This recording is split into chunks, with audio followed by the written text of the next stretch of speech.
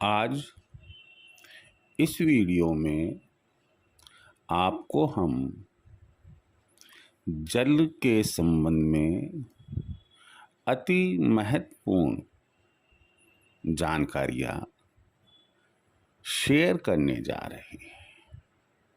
हमें क्या और क्यों ध्यान रखना चाहिए जल के संबंध में, इन जानकारियों को, इसी पर हम चर्चा करेंगे और आपको बताएंगे कि यदि हम यानी कि आप और मैं कोई गलती कर रहे हैं जल के संबंध में, तो हम अपने जीवन को स्वस्थ रखने के लिए, आनंदित रखने के लिए उन गलतियों को ना दोहराए। आप निश्चित रूप से विचार में डूब गए होंगे कि यार, जल तो हमारे पंच तत्वों में एक तत्व है और इसमें हम जल के संबंध में क्या ध्यान रखें। यह तो वह धरोहर है जो प्रकृति हमें निःशुल्क उपहार में देती है। फिर इसको क्या देखना, क्या प्रकृति हमसे खिलवाड़ करती है? जो जल हमें प्रकृति देती है, क्या उसके लिए भी हमें सावधानी रखनी पड़ेगी? तो भाई देखो, ऐसा है, प्रकृति ने तो हमें पैदा भी किया, हमें स्वस्थ, सुखी, आनंदित, ज्ञानवान, धनवान बने रहने के लिए तो हमें स्वयं को ही पुरुषार्थ करना पड़ेगा। आप सोचे कि प्रकृति ने हमें पैदा किया है, प्रकृति हमारे लिए काम करेगी, तो मैं समझता हूँ कि आपका ये सोचना मुनासिब नहीं है। हम संबंधित बिंदु पर बात करें। आपसे कहना चाहूँगा कि यदि मेरे चैनल को सब्सक्राइब नहीं किया है, आप सब्सक्राइब करें। यदि शेयर करना है, शेयर करें। अपनी कोई बात कहनी सुननी है, कमेंट बॉक्स में डालें। जल ना केवल पंच तत्वों में ही आता है, बल्कि जल को देवता भी माना जाता है। और यदि हम देखें बायोलॉजिकली, तो हमारे शरीर में लगभग 70% जल है। जल की कमी से हमें बहुत से रोग हो सकते हैं। हम यहाँ बायोलॉजी का अध्ययन नहीं कर रहे हैं, हम तो आपको ये जानकारी देने जा रहे हैं, शेयर करने जा रहे हैं कि आखिर हमें अलग अलग स्थितियों में जल जो मिलता है या हमारे पास होता है, हम उपयोग में लेते हैं, प्रयोग में लेते हैं, हमें क्या ध्यान रखना चाहिए, क्यों ध्यान रखना चाहिए, इसकी जानकारी दे रहे हैं। पहला बिंदु इसमें यह है कि कई बार आपने परिवार के किसी सदस्य को कहा, अरे भाई जल पिलाना, और गलती से वह गिलास या लोटा या जग जिसमें जल लेकर आया है उसको 5 अंगुलियों से ढक कर और वो हमारे पास में लेकर आया कि लो अंकल या पापा या भैया या मम्मी, लो ये जल लो। ध्यान रखिए, ऐसे जल को बंधा हुआ जल कहते हैं। ऐसा जल पांचों अंगुली से बांधकर जब हम शौच के लिए, लेट्रिन के लिए जाते हैं तब ले जाते हैं। इसलिए यह जल एक अपवित्र जल हो गया। आप उसे कदापि उस रूप में, जिस रूप में वो लेकर आया है, ना पिए। यदि आपके पास में दूसरा साधन है तो आप दोबारा जल मंगवाइए और उन्हें कहिएगा कि इस प्रकार से ना ले आए। और नहीं है, आपको मजबूरी में उसी पात्र से पीना है तो उसमें से थोड़ा सा जल पहले जमीन पर ढोल दे और उसके पश्चात ही आप जल ग्रहण करें। दूसरा जो ध्यान देने योग्य बिंदु है वो ये है कि आप जब भोजन करें, चाहे लंच करें, डिनर करें, ब्रेकफास्ट ले, और आपके पास में जल का पात्र रखा गया, रेस्टोरेंट हो, होटल हो, भोजनालय हो, घर हो, आप जल पात्र को हमेशा अपने राइट साइड में ही रखें। क्यों? कि राइट साइड हमारी पवित्र साइड होती है। और जल को, जैसा मैंने आपसे कहा कि जल देवता है और हमें उसे हमेशा दाहिनी ओर ही रखना चाहिए। जल का जो तीसरा ध्यान देने योग्य बिंदु है वो ये है कि प्रातः उठने के बाद, भोजन करने के आधा घंटे के बाद, स्नान करने के बाद और सोने के पूर्व जल अवश्य पीना चाहिए। आयुर्वेद में उल्लेख है कि जो व्यक्ति प्रातः उठने के बाद, भोजन करने के आधा घंटे बाद, स्नान करने के बाद और सोने के पूर्व जल ग्रहण करता है, 80% से ज़्यादा बीमारियां उसके शरीर में प्रवेश भी नहीं कर पाती है। विशेष रूप से ध्यान दें यहाँ पर, रात को सोने के पूर्व और सुबह स्नान करने के बाद जो जल पिया जाता है वह हमें हार्ट अटैक जैसी डिजीज से राहत दिलाता है। अगला जो ध्यान देने योग्य बिंदु है, हरी बोतल में, ग्रीन बोतल कांच की होनी चाहिए, हरी बोतल में आप जल भरे, उस पर एक कोर्क लगाए, उसे सूर्य की रोशनी में 7 दिन तक तपाएं, शाम को पुनः अंदर रख ले।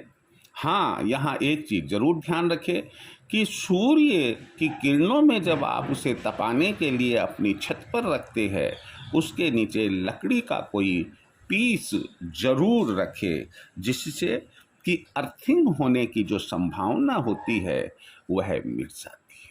7 दिन बाद वह ग्रीन वाटर, एक मेडिकेटेड वाटर आपके पास में तैयार हो जाता है। आप दूसरे कांच के बर्तन में या चीनी मिट्टी के बर्तन में उसे भर ले और 2-2 चम्मच, टी स्पून आप सुबह, दोपहर और शाम को ले।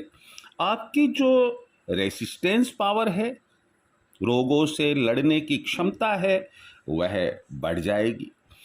बॉडी के अंदर जो बैड एलिमेंट्स है वो बाहर निकलेंगे। और यदि आपको पथरी जैसा रोग, स्टोन है, तो ऐसी परिस्थिति में भी यह मान्यता है कि 2 की जगह 4 चम्मच आप जल इन 3 टाइम लेते हैं तो मान्यता है कि पथरी जैसा रोग भी ठीक हो जाता है।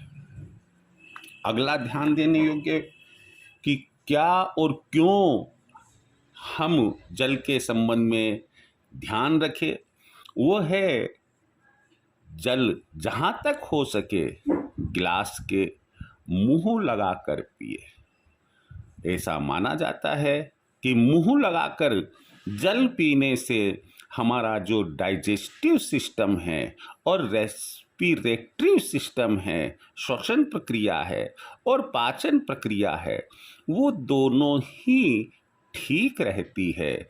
ना केवल यह और कुछ लोगों का मानना है कि हमारे जो होठ है, ओष्ठ, लिप्स, ये भी हमारे एकदम स्वस्थ रहते हैं। चेहरे के ऊपर एक ग्लो बना रहता है। अगला ध्यान देने योग्य बिंदु है जल के संबंध में कि यदि आप बीमार है, डॉक्टर ने या आयुर्वेद चिकित्सक ने कहा कि आप पानी गर्म करके पिए, जल गर्म करके पिए। यहाँ आपको बड़ी सावधानी रखनी है। क्या कि आप जल एक बार गर्म करके जब रख लेते हैं तो आपको वही जल पीना है, चाहे वह ठंडा ही क्यों न हो जाए। आप उसे बार बार उसी जल को जो पहले एक बार गर्म किया है, उसी जल को वापस गर्म करके नहीं पिए।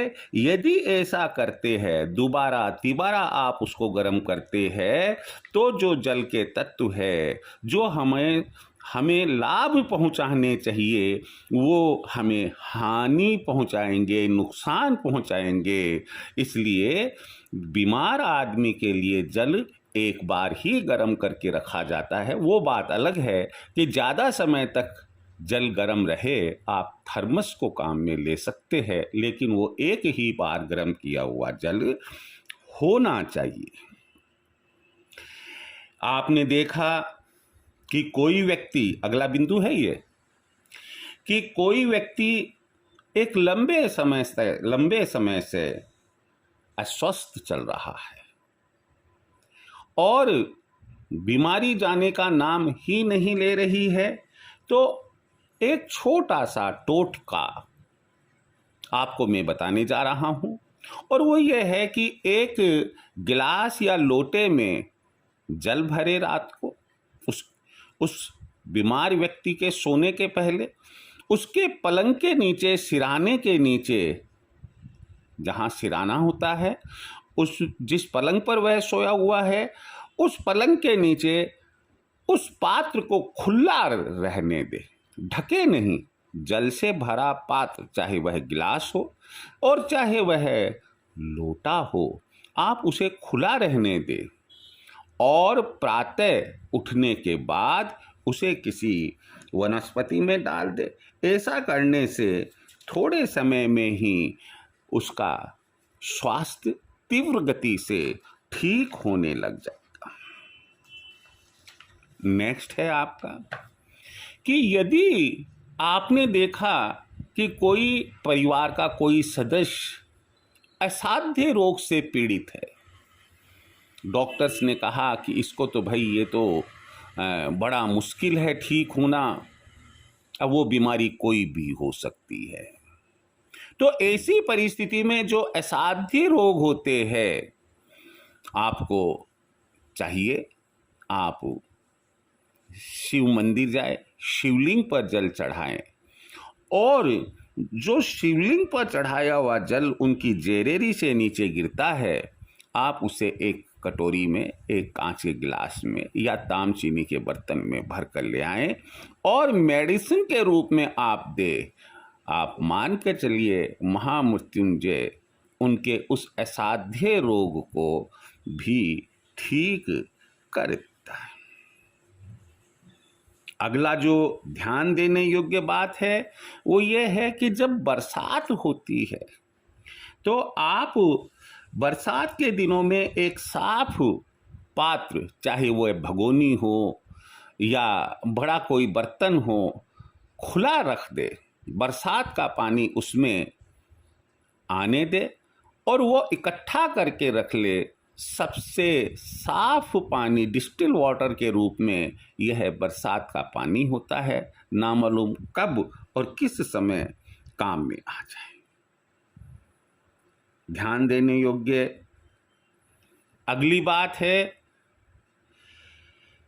कि पूजा कक्ष में आप हमेशा ही एक जल पात्र भरा रखें, चाहे वह छोटी मटकी हो, चाहे वह तांबे का पात्र जल से भरा हुआ हो। अगर भरा रहता है तो ये मान्यता है कि हमारे घर में सुख, शांति, आरोग्यता, लक्ष्मी सभी का निवास रहता है।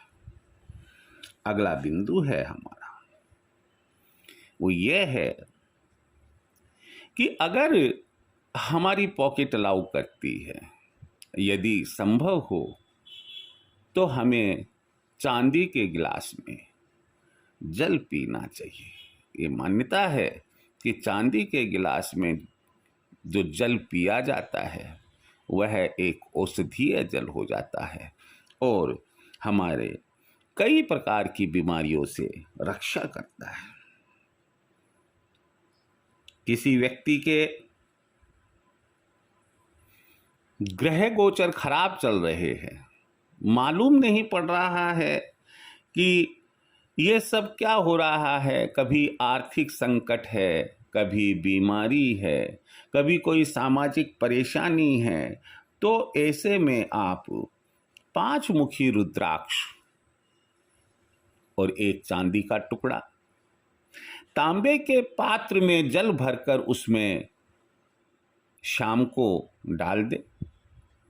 लकड़ी के पीस पर उस तांबे के पात्र को ढक कर रख दे।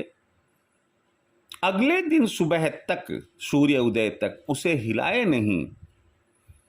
इससे जो मेडिसिन तैयार होती है उसे आप अगले दिन थोड़ा थोड़ा करके पिए।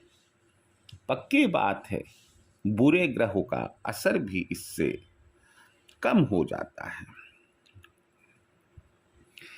आप घर में कोई अगर हम मान लीजिएगा कि चारों तरफ से दवाइयाँ लेते लेते लेते परेशान हो गए और एक छोटी सी बीमारी भी घर से नहीं निकल रही है, आप क्या करें कि एक बाजोट यानी कि पाटा ले, एक तांबे के पात्र में जल भरे, अपने पूजा कक्ष में जाएं और वहां बाजोट पर, पाटे पर आप उस तांबे के पात्र में भरे हुए जल को रख दें और आप स्वयं आसन लगाकर, उत्तरमुखी होकर आसन लगाकर